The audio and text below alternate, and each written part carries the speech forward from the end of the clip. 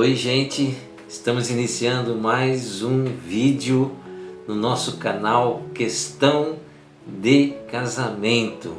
Olha, esse já é o 11º, passa, hein? Verdade. 11º vídeo já que nós estamos gravando aí para vocês, né? Por isso nós agora vamos nos apresentar, né? Eu sou o Ivo da Neia. E eu sou a Neia do Ivo.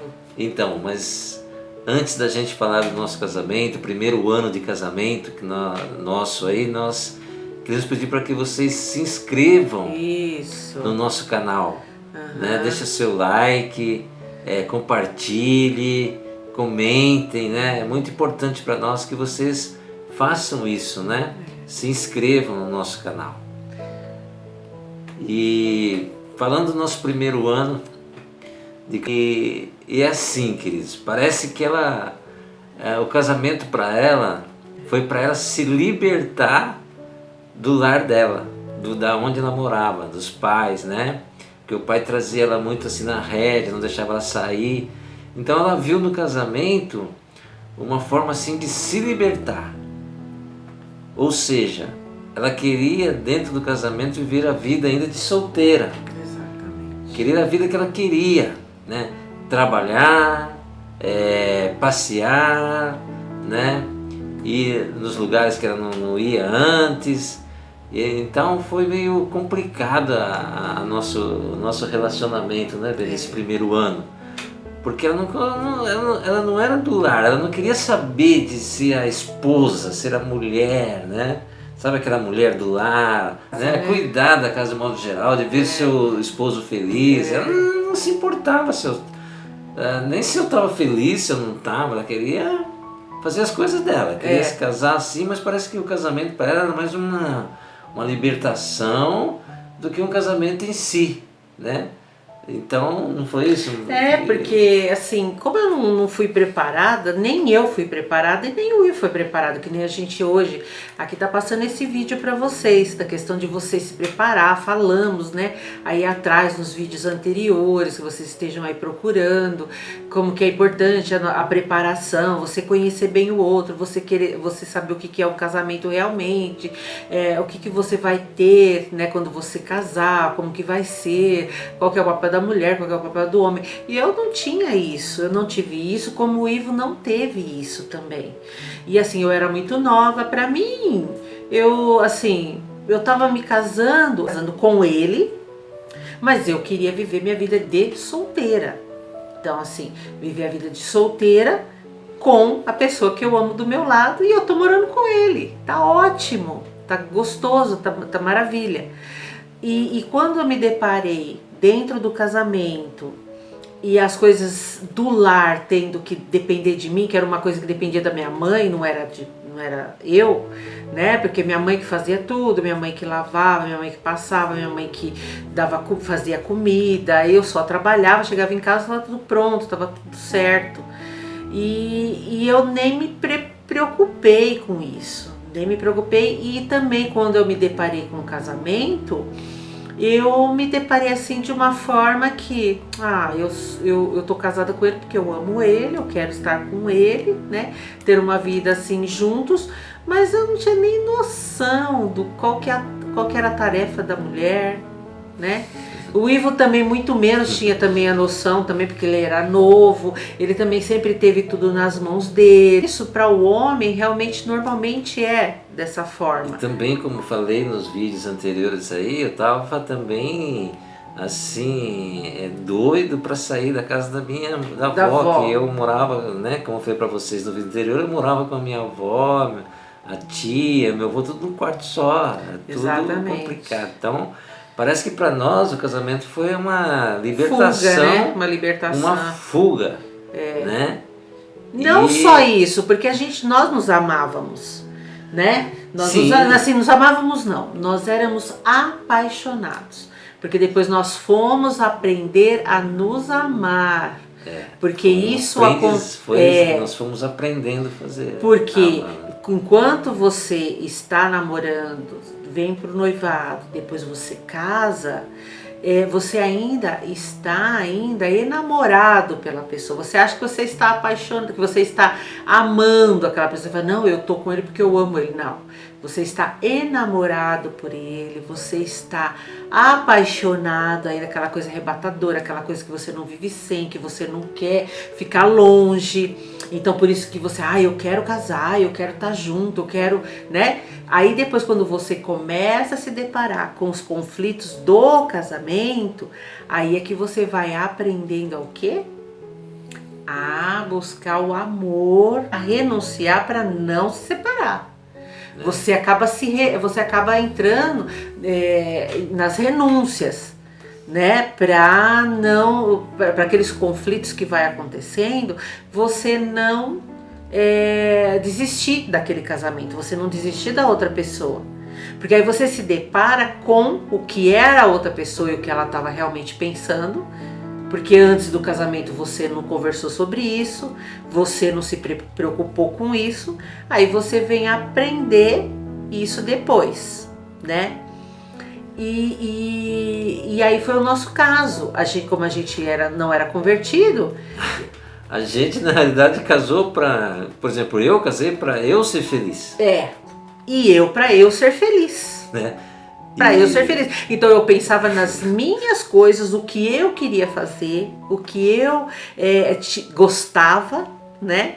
E ele, no que ele queria fazer, no que fazia ele feliz. Como se a gente tivesse combinado assim, vamos casar pra gente se libertar. A gente vai viver a nossa vida de solteiro, mas casado. Mas casado, porque a gente se apaixonou. Completamente sem pé. E nem cabeça.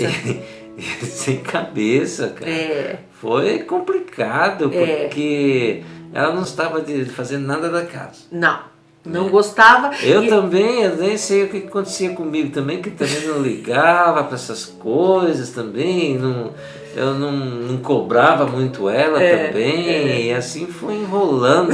E também imaturos. Íamos viver juntos, né? Estávamos apaixonados um pelo outro, né? Aquele amor avassalador que não vivia sem, não queria ficar junto. Que ela tem que ser minha, eu tenho que ser dela. Mas com o pensamento igual ele falou. Mas tudo isso, queridos, por causa de falta de preparo, né? Queria saber de trabalhar fora só, de se divertir, de sair de sábado, ir em baile, entendeu? De fazer tudo o que eu não fazia quando eu estava solteira. Exatamente. Mas eu fazia junto com ele. E o casamento ficava pro último plano. E eu, por exemplo, eu fui aprendendo a fazer não porque eu gostava, mas porque era necessário, era eu. Então eu fazia o necessário do necessário do necessário. Era obrigação. Por obrigação eu fazia. De fazer. Né? E então não era aquela, né, exímia, né, aquela coisa. Então eu fazia dentro da possibilidade, a comida também eu fazia o mais simples possível, o que dava para fazer, o mais rápido possível, né? E isso aí, eu não tinha, né, autoridade nenhuma. Não. Dentro de casa, não tinha autoridade nenhuma. Cada um era por si, e ela que predominava mais também, né? Ela que corria atrás das coisas. Sim. Né? Eu só trabalhava e trazia o dinheiro para casa. Isso. As decisões mais eram dela. Tanto é que no final de 1983 nós compramos a casa. Aí nós demos a entrada. Eu não gostei do lugar, né? Não gostei da casa, mas ela foi por mim. O pé e falou: não, vamos morar lá, é o que nós podemos comprar. E é lá que a gente vai morar. E eu, naquela época, eu era subjugado, né? Quer dizer, era invertido o negócio. Eu era submisso a ela, né? E assim que acontecia, e foi acontecendo. E foi acontecendo as coisas. Né? As coisas na nossa vida desse jeito, né? As famílias nossas, a gente ainda não tinha aquele entrosamento. Eu não tinha aquele entrosamento ainda com a família dela, e depois que a gente casou também, eu não queria ver muito a mãe dela, não, por uns tempos, por causa de algumas coisas que aconteceram. Né? Ela também não ligava muito para minha família, por que eles falavam, deixavam de falar. Exatamente, eu queria saber dele. Era um casamento fadado ao fracasso, né? Total. Foi aquela coisa, nossa, vamos continuar a lua de mel. Nada disso. Foi meio estranho o negócio. Foi bem estranho. Mas foi acontecendo. Né? Porque a gente foi levando, né? foi levando. E nessas condições aí, entendeu? Então tinha que, por exemplo, ele fazer minhas vontades. Eu queria e ele fazia. Ele atendia às vezes mesmo ser contra a vontade dele, né? E é que nem ele falou, ó, a compra da casa, eu fui lá, vi, corri atrás, essa que dá pra gente pagar e vamos em frente. Por um lado foi bom, porque mesmo a questão do lugar, mas se a gente não tivesse comprado, talvez a gente estaria morando de aluguel lá em Santo André, né? E aí tanto é que todo mundo que viu o lugar também falou, nossa, vocês são loucos de morar aí, não sei o que, mas foi o que deu. Foi as condições que a gente teve, pelo menos estava pagando uma coisa que era nossa. Depois nós passamos, mais pra frente nós vamos falar, aí nós também conseguimos uma outra, num outro lugar, né? Muito melhor do que a gente estava. E a gente, assim, conseguiu, fez em 20 anos e conseguimos quitar essa casa em 8 anos. Verdade. Né? Foi. Mas esse primeiro ano foi assim, queridos. Foi... E depois vocês vão ver o desenrolar também dos outros anos, como é que aconteceu. Então, aí nesse caso todo aí, é uma questão de casamento, né? São os conflitos, né? Do início de um casamento. Como eu vou ler agora um versículo para vocês, mas antes de eu ler, vocês que estão assistindo, que ainda estão namorando, que estão noivos, que não se casaram, né? Ainda, que estão para se casar, né? Que vocês se instruam mesmo na palavra, de qual que é os deveres de um homem, qual que é os deveres de uma mulher, né? No tocante ao lar, principalmente ao lar, a sua casa, qual que é os deveres de cada um, para depois vocês não se decepcionarem, para não se frustrarem, para depois falar, nossa, casamento é isso, para não viverem felizes, né? É o desejo nosso que desde o primeiro ano de casamento de vocês sejam felizes, né? Bem orientados, não sendo ansiosos, não sendo precipitados em tomar decisões assim precipitadas de casar logo. Não, pensem, principalmente, como já repeti, já falei e vou repetir, vejam à luz da Bíblia os deveres de cada um dentro do lar. Aí vocês estão preparados, aí vocês vão estar preparados. Procurem orientações, né? Analisem casamentos que deram certo, casamentos que não deram certo, né? Procurem pessoas que vocês possam se orientar, esses vídeos, se aconselhar, esses vídeos que a gente está fazendo, né? Já está passando já alguns conflitos para vocês já irem sanando também. Então, assim, é muito importante isso tudo, né? E dentro do versículo que ele vai ler para você, já vai ter uma noção, né? Principalmente para a mulher. Está lá em Tito, capítulo 2, do verso 3 ao 5. Do verso 3 ao 5 diz assim: semelhantemente, ensina as mulheres maduras a serem reverentes quanto ao seu estilo de vida, não caluniadoras, não viciadas em muito vinho, mas capazes de ensinar o que é bom. Dessa forma, preste bem atenção, dessa forma estarão aptas para orientar as mulheres mais jovens a amarem seus maridos e filhos, a serem equilibradas, puras, dedicadas a seus lares, a cultivarem um bom coração, submissas a seus maridos, a fim de que a palavra de Deus não seja difamada. Isso é uma carta de Paulo ao Tito, orientando a igreja, de como que ela deveria ser. E ele dá aqui a instrução para as mulheres mais antigas, né? Mais maduras, mais né? experientes. Mais experientes. No caso aqui, se você vai procurar se orientar com a moça, por exemplo, que está para se casar, vai se orientar com uma mulher mais experiente, casada já, né? E vai ali, então ele está falando, olha, para que vocês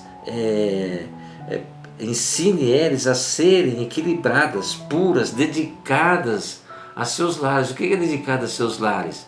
É com os afazeres dos lares. Qual a responsabilidade que a mulher vai ter dentro do lar, perante seu marido, perante seus filhos, né? Então é isso que está falando aqui na palavra, né?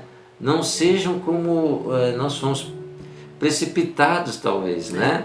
E depois tivemos que ir aprendendo, mas foi de uma maneira muito difícil, por causa da inexperiência. E de não por ter causa tido do orientação. despreparo, da falta de orientação, né? Então, nós não nos preocupamos de maneira nenhuma. E também a minha família não se preocupou, minha mãe não se preocupou. A gente queria se casar. O que a minha mãe se preocupou foi em falar para mim que eu não deveria ser, né? Submissa a mim. Que eu tinha que orientar, tinha que ser firme, que se fosse que nem para maltratar, ou para ser infeliz, ou para se ele não estivesse fazendo feliz, que eu que tinha que ditar as rédeas, né? E eu sempre fui mais firme mesmo, né? Sempre tive essas decisões muito firmes, então foi muito difícil pro Ivo mesmo, né? Porque eu não entendia, para mim era isso. Para mim era eu que tinha que ser feliz, ele tinha que pedir perdão e eu era eu, né? Ele não tinha e ele que tinha que vir falar comigo.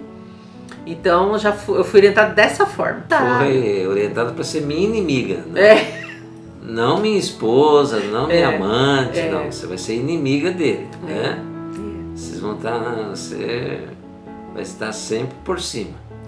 Nunca por baixo, nunca vai se rebaixar a nada. E como eu tive essa questão do meu pai, né, que ele bebia, e eu vi ele sempre muita briga com ele, com a minha mãe, então aqueles conflitos todos em casa, a gente nunca foi assim feliz com ele por conta disso, e a minha mãe também não. Então eu falava, bom, eu vou casar um dia, mas se o meu marido for igual ao meu pai, eu me separo, eu não vivo junto, eu não fico junto, né? Então tinha mais esse agravante, porque eu tinha muita preocupação de me colocar como uma mulher submissa e de repente ele fazer igual meu pai fazer com a minha mãe, né? Então aí eu já, vamos dizer assim, eu me resguardava também, né? Então tem tudo isso, por isso que a gente traz o histórico familiar, a gente traz muita coisa também para dentro do casamento. E os pais deles eram longe, né? Moravam no interior, então eles também não tinham muito, né? Muito acesso. Muito acesso para estar conversando, Então ficava mais difícil também. Então você imagina como que não foi. Mas graças a Deus que aquele pensamento que eu tive acabou ainda a gente levando, né? Se acertando. Por quê? Porque a gente se amava. A gente realmente fomos demonstrando que realmente a gente gostava um do outro e não queria desistir do nosso casamento. Mas só que como a gente não tinha orientação de jeito nenhum e a gente vivia pela nossa cabeça, então, né? Não foi fácil. Não foi fácil. Então a gente diz para vocês, né? Não, hoje a gente fala, preste atenção o que é um casamento, qual que é as tarefas de um, as tarefas do outro, não inverter tarefas, né? Quem conhece a palavra, olhar pela palavra, né? O que é o melhor para o casamento e cada um fazer o seu papel, mas com paz, com amor, como se estivesse fazendo para o Senhor, né? Olhar para o outro como se estivesse fazendo para Deus, né? Hoje eu tenho esse entendimento, mas na época não. Na época eu não tinha entendimento nenhum. Tá bom então, queridos? Então a gente vai ficando por aqui hoje. Tire aí suas lições, né? de como é o casamento, o início do casamento. Então, nos próximos vídeos a gente vai estar aí conversando mais sobre isso, né? Conversando, e vai vir das primeiras crises, Sim. né? Primeira crise do casamento, e nós vamos falar isso no próximo vídeo. Tá Isso bom? mesmo. E vocês estejam se inscrevendo, tá? Se inscrevam, porque a gente tem um e-book aí que a gente vai liberar, um link de e-book sobre namoro, sobre noivado. Então vocês invistam porque vocês vão sofrer menos, né? Vão ter muito menos sofrimento, muito menos crises, muito menos contendas.